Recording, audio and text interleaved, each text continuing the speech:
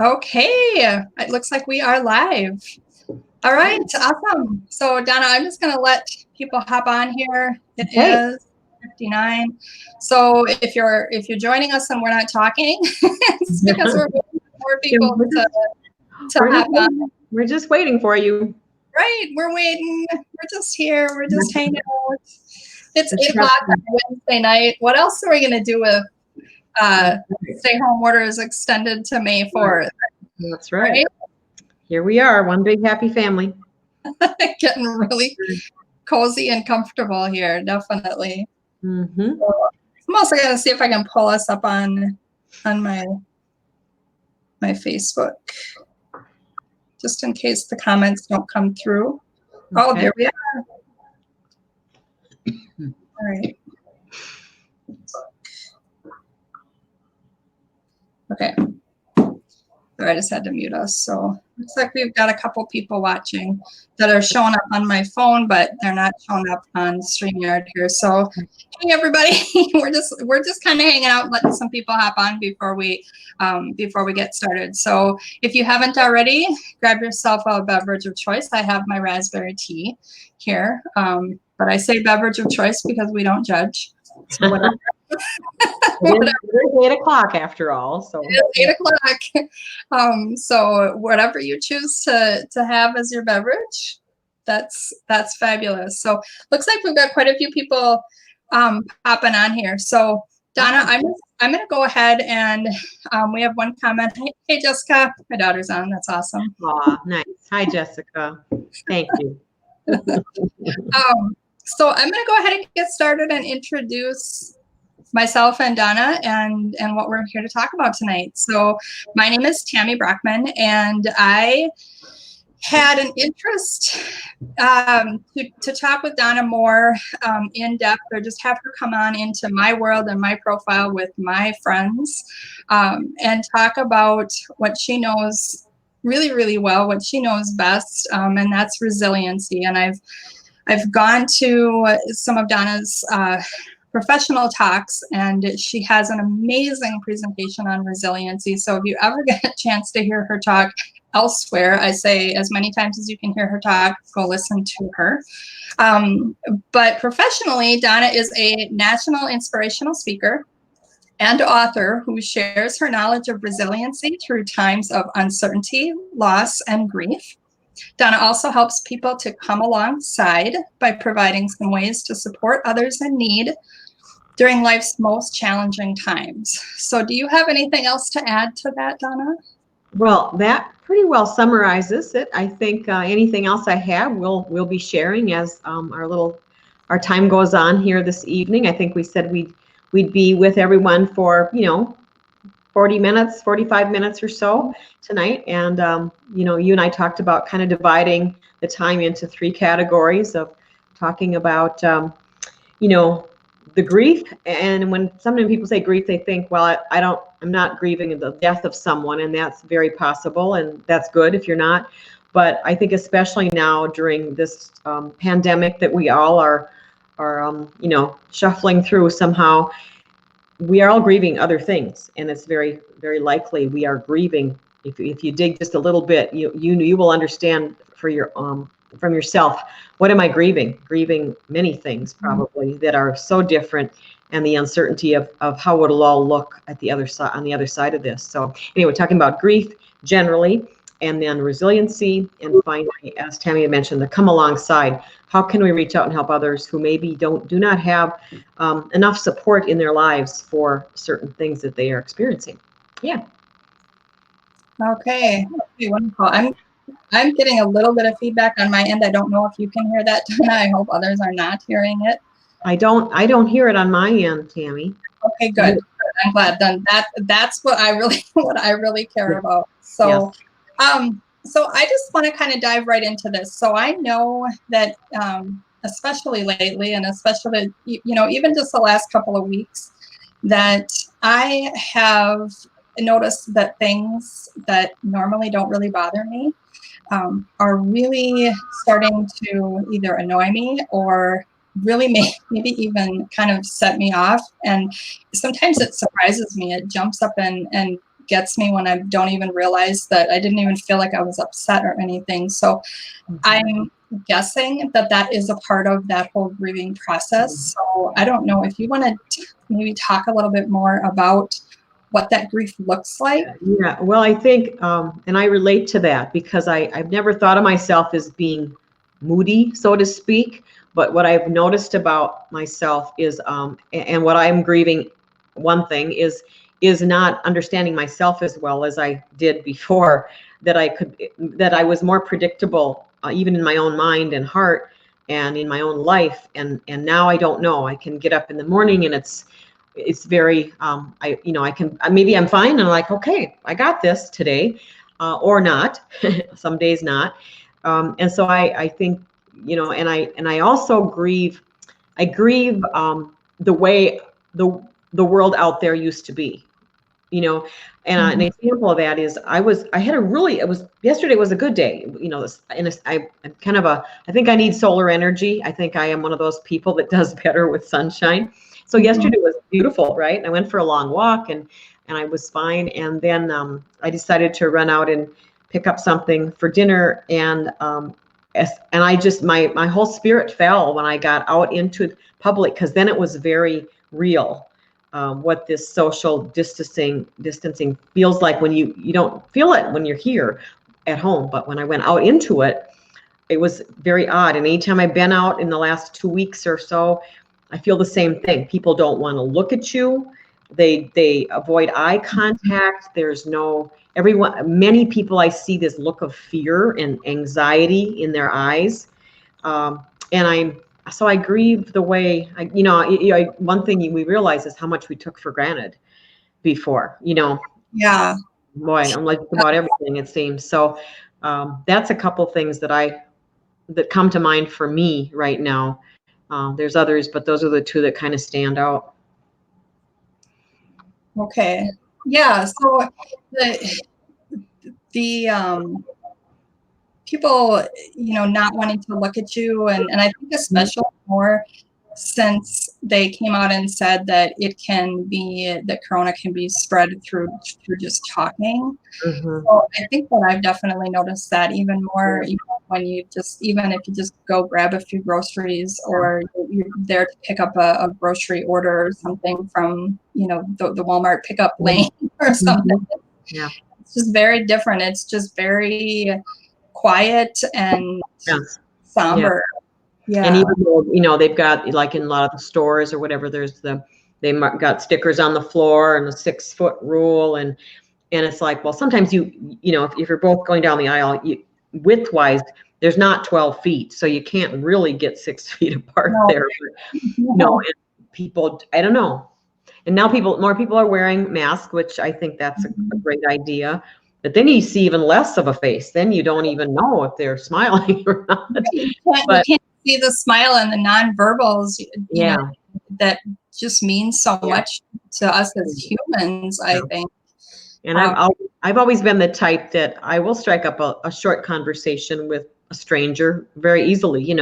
If you're looking in the same section of the store, you might just make a comment about something, or, and some people will engage and some don't say much, but they used to be friendly about it. I never anybody who turned their back or pretended they didn't hear me. So it's become kind of a shock. And now I'm trying to get used to it and just say, well, this is how it is now. And hopefully it won't be like this later, whenever later is. I think one of the things is not knowing that we don't have a definite time when this is going to be different. And from what everyone's saying, and I believe it, that it never will be exactly like it used to be. I think people are going to become more cautious permanently. And maybe some of that's not all bad, that we wash our hands more and that we're, more conscious.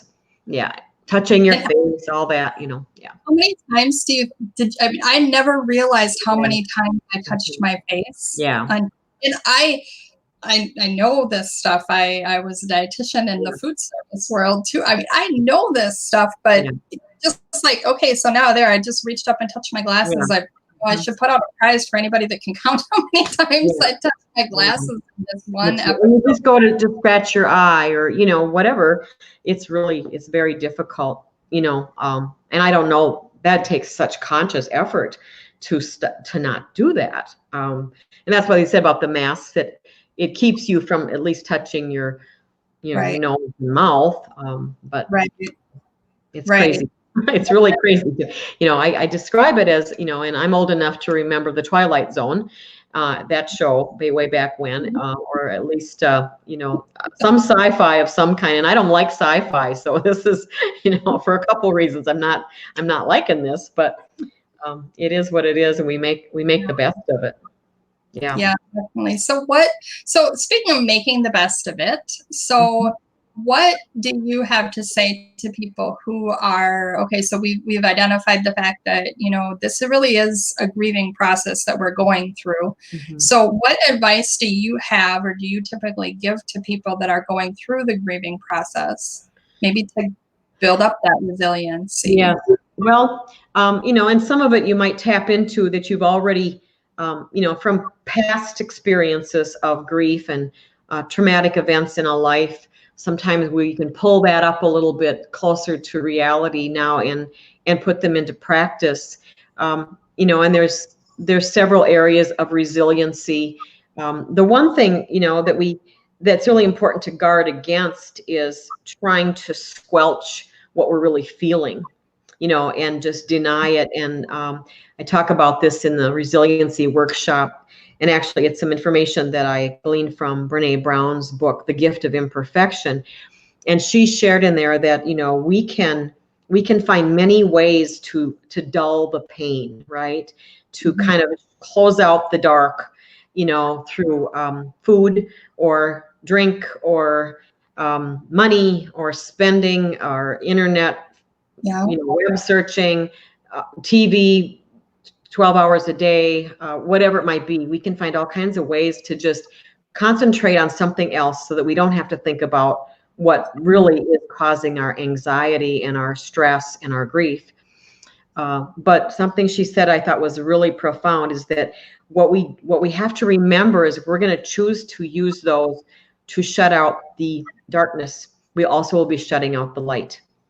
So we will have no capacity for joy if we have numbed feelings, whether they're the good feelings or the really hard feelings. And I think that's worth remembering, isn't it? And I tell that quite often, and people usually go, "Oh, yeah," because our brains can't compartmentalize that. No. Numb is numb. So I just say that as a kind of a yield sign to just do a little self-checking on that. It's like, what am I doing with this? And to just say, I had a crappy day today, or, I wanted to cry this afternoon. It's like, well, wanting to cry, well, take it the next step. Then just have a good old cry. It's okay. Go take a walk and cry yourself out. No one looks at you anyway, so you're fine. There's nobody out there anyway. Nobody cares right now. I think that's a big part. And, and the other part of resilience, which you and I talked a little bit about, Tammi, is the self-care. There's a lot of this that is out of our control, right? There's so much, and that's part of the angst, I think, that is shared by almost everyone. But we can control our self-care to a degree, and the 4 areas, and this is where, Tammi, I want you to introduce what you do too as a profession and weigh in heavily on this. But we talked this morning a little bit about the 4 areas, and it's whenever I talk to like a grief group, I'll say there's this prescription that is given by anyone who knows anything about taking care of yourself and what makes us healthy physically and mentally and emotionally is to is drink plenty of water, get your exercise, eat well, and get the sleep that you need. I mean, that really is a prescription for just even if someone's diagnosed with a disease or a very serious physical problem. Those are the 4 things you start with as much as possible, right? So we are in control of that. So yeah. Yeah, and most of the time, I think we are in control of that. That kind of speaks right to what I typically talk with my clients about is the basics. Are your basics being met? Are your basic needs being met? Yeah. Identify what your basic needs are, and most of the time they're all going to hit on the sleeping and the eating, and the movement, the physical activity or something. Those kinds of things are definitely going to, hi Dick, you can come in and say hi. Those, are your basic needs being met? But I think that we all each have some other, basic emotional needs too, that we need to make sure that those needs are also getting met. And we a lot of times we think about other people, we rely on other people to meet those needs, but really, it's not up to other people to be meeting emotional needs. It's up to us. So it's doing the self-care things that really are going to meet those kind of basic emotional needs as well. Yes. So taking the naps if you need to, crying if you need to. Yes. That so and honestly, even as a dietitian, I even tell people that if you need to have the cake or the cookies right now because that is going to meet a need for you emotionally and get your basic needs met, then give yourself permission to do that and do it and move on. Meet that need and then move on. Do I want you to make it a regular habit? No. Of course not. That that signals that we need to find something else there. But it's okay sometimes for those kinds of play foods or comfort foods to provide that kind of self-care for us. Yes. I'm just wondering if anyone out there has any questions. We're certainly happy to have you ask a question, make a comment, because we want to make sure we're covering all the bases while we're here tonight. So please do. Yes, and that going back to your thought about other people making us happy, that's not possible. And I think a lot of people go into relationships, expecting that someone's going to make them happy. And really it doesn't work that way. And any of us, and maybe you're referring to people who are a married couple, or, I have a significant other that they're living with, that is what happens, that in a healthy relationship, you realize we're responsible for what we need, and we do it that way. So, and we hope that the people that we are closest to don't look to us to make them happy either, right?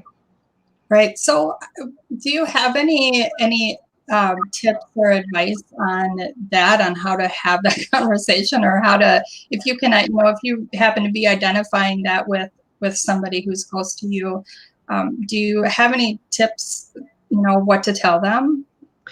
Well, I don't know what to, yeah, I mean, you don't want to, you want to do it in a kind way that says, you know what, I'm sorry, I love you, I care for you, but I can't be responsible for your happiness, dear. And then to say, and I don't want to make you think that you're responsible for mine. There's happiness and then there's joy, and there really are different things. Happiness is like a light switch. I mean, it can be turned on and off just about that quickly. One person, we can be having a good day, and one person can say, a hurtful thing or what we deem as a wrong thing, and it can we can now become unhappy, right?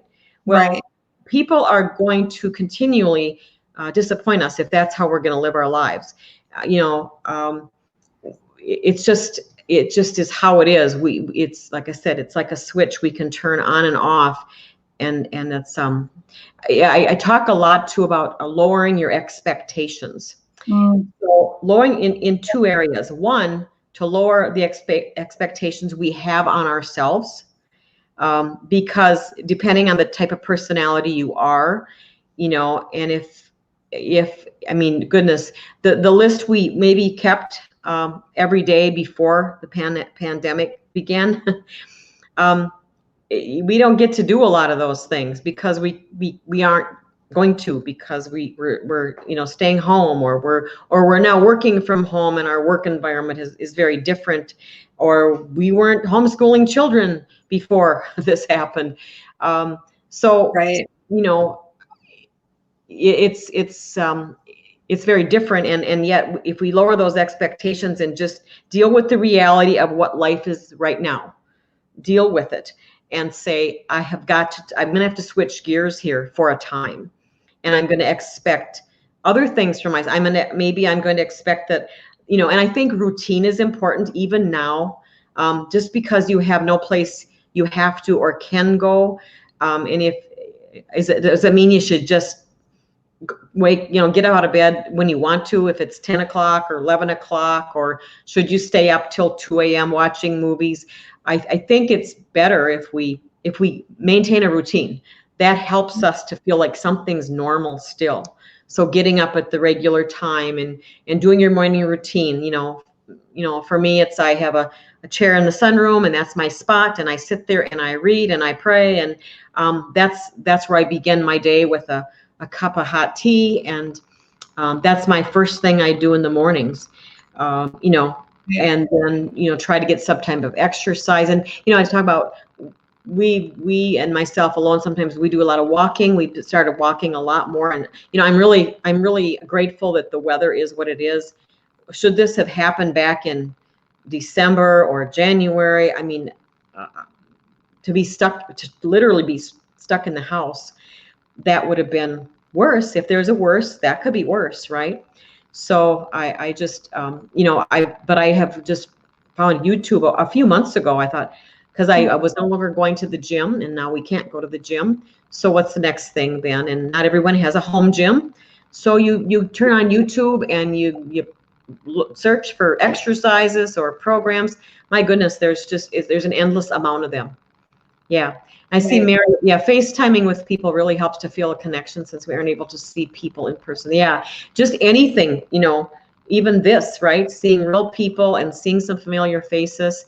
That makes me think of the one thing Dick and I have done a lot of, and if you follow me on Facebook, you've heard about our walks that we take, and we walk like our own neighborhood and find people that we know, and we show up at their door, and we knock on the door, and we step away, and they come out to their step or walk onto their driveway, and we keep at least 6 feet or more away, and we have these little conversations, and everybody's just tickled, because we are and they are, because you check in, you say everybody's good here and we're good, and it's just kind of, you need, we can't, we do air hugs and things like that, but it's just we need to see people. And so FaceTime with grandkids, that's what we're doing, with our grandkids too, and it's better than nothing. And so we have to appreciate amazing technology these days, which allows us to do those kinds of things. So yes. So I want to read one of the comments. Yes. Basic needs are so important. I've noticed a handful of people that I know personally struggling with falling into a depression. When you get to that point, meeting your basic needs can be a huge struggle. Any advice to help people in those situations? Baby steps and one thing at a time is what I usually say, but do you have anything to add? Mm-hmm. So, we're all concerned with the mental health status. If there were people that already... Pardon? That's why I'm doing this for... Yeah, that's a real issue. And I think we're going to be dealing with a lot of things, people who are, and it's being afraid of what's happening to some people who are not getting the care they need, who are truly suffering with depression even before, or borderline depression before this happened. I don't want to think about all the repercussions of all this, but being a friend to someone, and if they're openly saying that, that's a good thing, right? They're at least telling someone how they're feeling, right? If you're in proximity, could you meet them and go for a socially distanced walk together? I think that would be something to suggest. Otherwise, words of encouragement. Send them a card in the mail. And I know, I know that if you're truly depressed, some of that stuff sounds like, that's, if they're using medication, are they taking it?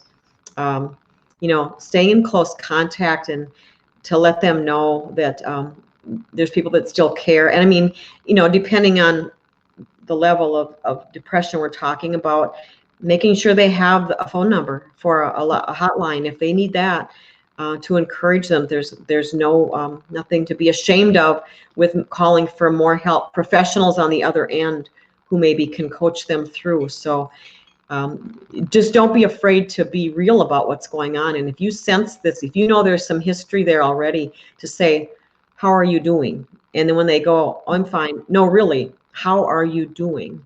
If you're privy to being able to go into that part of their personal life, then don't hold back. You don't want to be sorry that you didn't ask enough questions and do all you could to help. And I think, again, if you can you walk to their place, or can you drive, to the next town or whatever it is, and show up at their door and just have that, 6 or 8 feet between you and talk. I think just like all of us, we need to see a real person once in a while. So, and if they're feeling like I do, and you've said, Tammi, when you go out to do the shopping when you need to, you're not getting it there. We're not making connections. And I've said a few times, this whole social distancing does not equate or does not negate social connection that is still very vital to us as human beings, all human beings.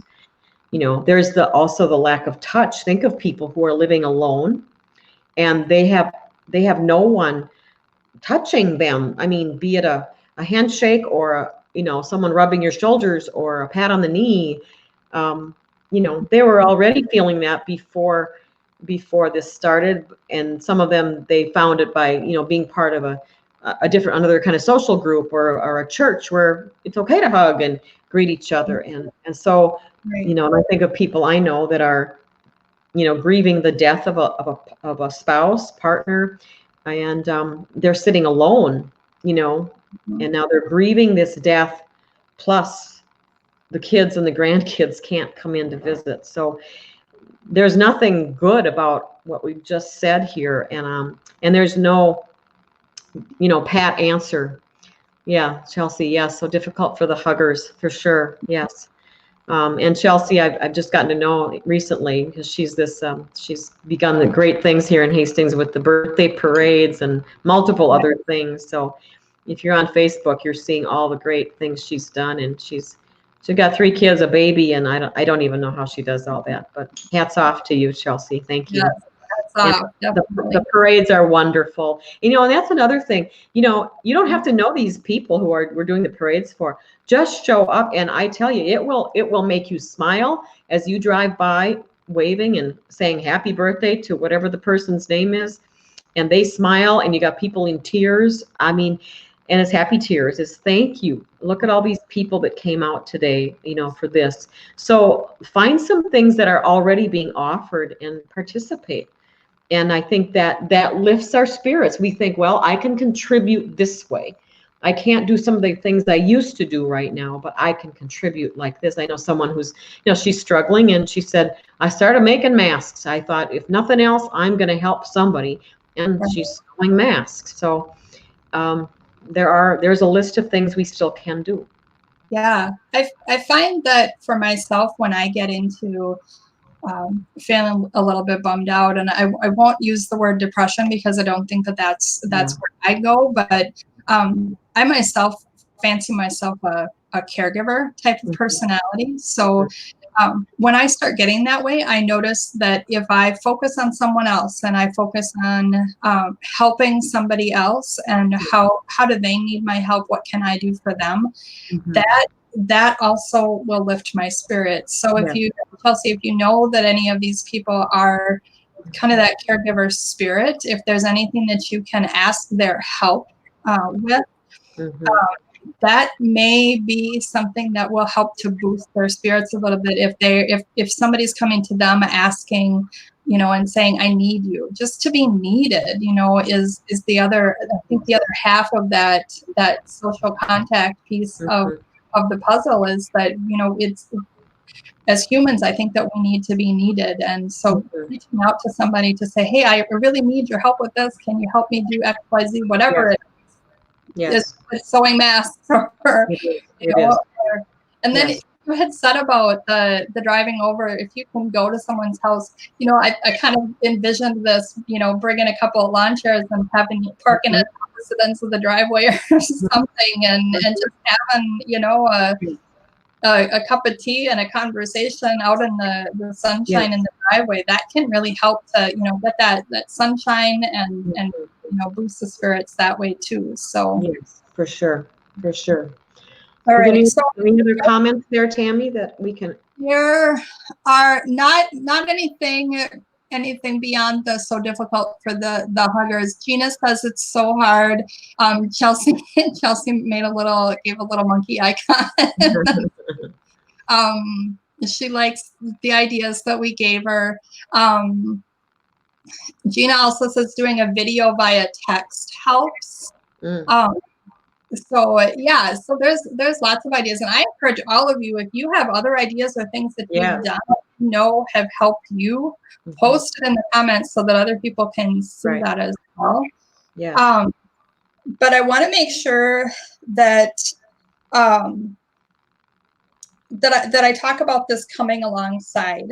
So I know that for myself, that sometimes the only way that I can stop feeling sorry for myself is to focus on others, kind of like what I had said there. So I wonder if that isn't somewhat in line with this coming alongside that you're talking about, Donna. So maybe if you could talk to us about what that is. Sure. I kind of created that as a third arm to what I do, because I often encounter people who say, I know my friend, my sister, my neighbor is just going through, and it might be the death of a loved one. It might be, their best friend just moved across the country and they aren't going to see them again as far as they know. Whatever the grief might be, or there's been a divorce, or it could be various things that cause us, as we said at the beginning. But so people are always very interested in finding out, well, what is okay for me to do? What is helpful? What's not helpful? And, I think the one thing I think of is like, one thing, there's a few things that aren't helpful, but one that comes to mind to me that I share is, these words are not ever helpful, and they're sometimes plain unkind to say, well, at least. Because what we do is we take any validation for their pain away from them. We rob them of what they just told us. And sometimes there's people who want to one-up it. Well, let me tell you about what happened to me. You've just totally dismissed what they just were willing to be open enough to share. Well, at least, those words never are helpful, and very often, as I said, are unkind. So, we have 2 ears and 1 mouth, learning to listen more, and listen not with the intent of having an answer to give them, but listening because we want to learn about what it is they're trying to tell us. Because many people, I think, have trouble being vulnerable and admitting that anything's wrong. And maybe we're raised in an atmosphere that said you don't air your dirty laundry, right? Or pull yourself up by your bootstraps and figure it out. I think women tend to be a little more vulnerable. Men, I think, have even more problems. And we have plenty, but the men maybe even more so, that they don't. If they meet a guy for a beer, they're generally not talking about what's hurting them, let's say, or how they're feeling, because feelings, yes, Gina, you're right. Just be quiet and listen, because most of the time people just want someone to hear them. They just want to be heard. And although it's, if someone says, what do you think? Or in this situation, what would you do? Well, now they're asking for an answer, but keep it brief. You don't have to go on and tell your own story unless they want to know more. Give them much more time to be doing the talking than not. So I think that's part of it. As I said, what we're doing does not negate the need for social connection. And we talked about a few ideas throughout this half hour already. But yes, texting, FaceTiming, calling. I mean, the voice is even better, than just a text or an email. If we can hear the voice, see the face on FaceTime, making videos that you can send to your grandkids or whatever. I mean, I see grandparents being very creative with doing story time, on FaceTime with their grandkids. They come together and, they read the bedtime stories. My best friend let me vent for hours the other night. It helps so much. That's a good friend, right? That's a good friend. And sometimes that is what we need, because if we keep it all in now, that's a way of expressing, here's what I'm really feeling, instead of swallowing it and stuffing it and saying, I'm fine through clenched teeth. You're being real. And then we become an example to others to say, well, I thought she kind of always had it together, but obviously she doesn't. And you know what? That makes me feel better about how I am doing right now. I think this is a time for a lot of us to be real. And I've been trying to do that too, to say, there's days where my wanting to cry is right here. It's just right here. I just want to, I'm most of the time, my feeling that I have is sad. And I've told other people, I'm just sad about some of the things I just talked about, sad about my grieving audience that I'm used to being with and doing meetings with in person. And I'm concerned for how are they doing. Another big concern for me is what the funeral industry itself right now has been tipped on their head. As I said, they can't do a real service. They can have a limit of 10 people. Now, how do you pick the 10 people who get to come to mom's service or your child's service? And as I've said too, when you see in the obituary, services are pending, that does not mean that grief is pending. Grief is as real as it ever is. And now there is little to no support for these people. Right. And, mom dies and grandpa goes home alone, as I said earlier. I can't, it just tears my heart out to think of the lack of support, and talk about needing a touch, about needing a hug, and we can't fix it. We will have to deal with it as it all comes out later, which is not a healthy way to do it at all. So as much as if you know someone in that situation, continue to support them, be that listening ear, be there for if they're ready to vent, and just listen. You don't have an answer for them. You don't. There's nothing you can pull out of your hat that's going to make them feel any better except to listen to them. So yeah, come alongside is just being that friend who and they'll never forget how you made them feel. It's not what you said, and it's not what you did. I'm paraphrasing Maya Angelou. She said that. It's, they'll forget what you did, they'll forget what you said, but they'll never forget how you made them feel. And you make them feel heard and cared for and supported, and you cry with them and you laugh with them if they feel like laughing, and you let them take the lead and be there for the long haul, because this is going to be a longer haul than we've had before. Yes, definitely. Yeah. And I appreciate you saying that and kind of just giving all of us permission to not have to have the answers. Mm-hmm. Yeah.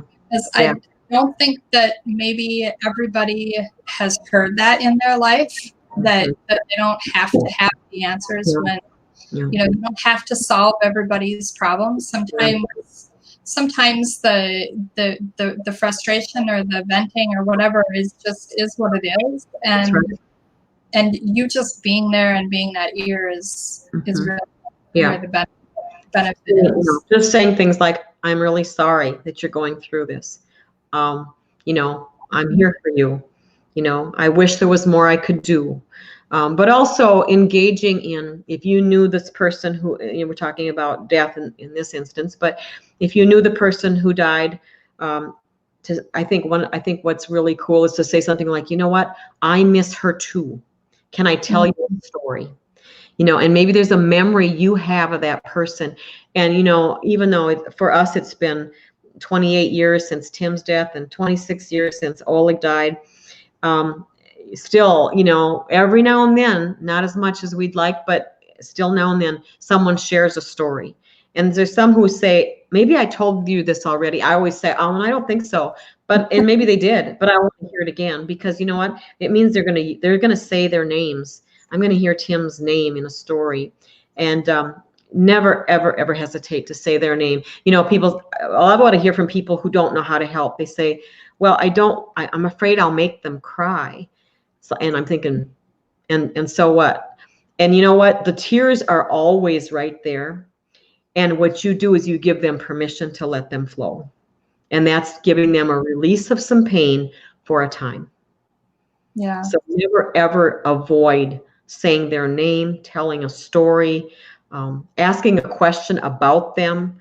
You know, that is music to their ears, and it's balm for their hearts. So just do it. Yeah, that's a lesson that I learned from you, Donna, that I will never forget. And I have used it multiple times with people. And you're so right. The joy that you see on their face, yes, when you're telling them a story about someone that they're grieving. Because what I also learned from you is that grieving never goes away; it just changes. It just changes. Yeah.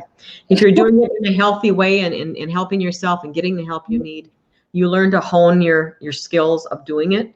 But it will, you know, I will mourn the loss of the boys the rest of my life. I've accepted that, and that's how it is. And I use my platform to keep them alive through the work I do. And I'm fortunate that way. Not everyone does, can do that, but I can, and I do. And, and I don't always have answers for people either. I give the same answers I just told you, or what I use. It's like, I'm sorry, and I know this must be very difficult. But remembering things like birthdays and the anniversary of the death, or other special occasions, is just so important. One of the things that people who've lost loved ones, and I think especially if they were children, younger folk, is that people will forget they ever were. That's a big cry of a parent's heart, is like, how do we keep people remembering that they ever were? And it continues to be a battle, because people are afraid to say anything. And but we need to hear that you remember them too. Yes. Well, Donna, we're sitting at 8:41 here, so I want to be respectful of your time and everyone else's time. I know that you and I have talked prior about all the things that we kind of wanted to make sure we touched on tonight. Did I miss anything in any of that, or is there anything else that you wanted to share about right now? I don't see. Oh, I see one more comment here. I'll just pop it up there. Jessica says, saying something along the lines of "your feelings are valid" is something that has helped me a lot. That's very, yeah. Thank you. Very true. Very true. Yes.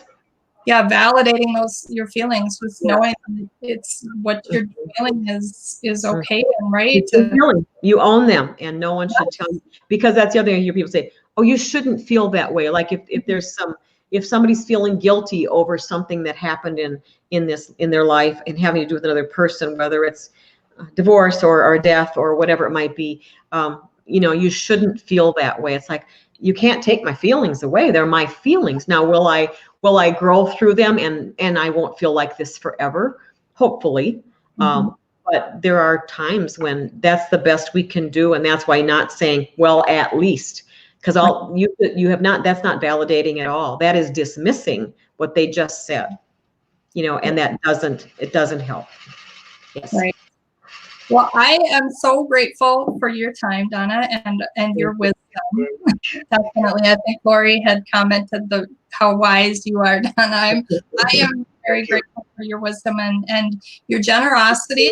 Religious believers across the nation will observe Passover, Good Friday. I don't know why we got. You hear families begin Passover at sundown tonight. I don't know where that came from. There. It's a sign.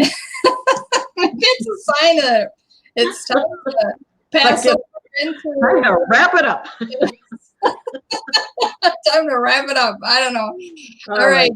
So I think that we will say goodbye and good night. Right. I next time. And if you are watching the replay on this, for sure, type in replay and continue to type in your comments about, whatever it is that you have to offer for help for people, and questions too, because we'll go back in, we'll keep an eye on the questions. And if there's questions that pop up after we end the broadcast, then we'll definitely reach out with whatever answers and help that we can give you. So thank you.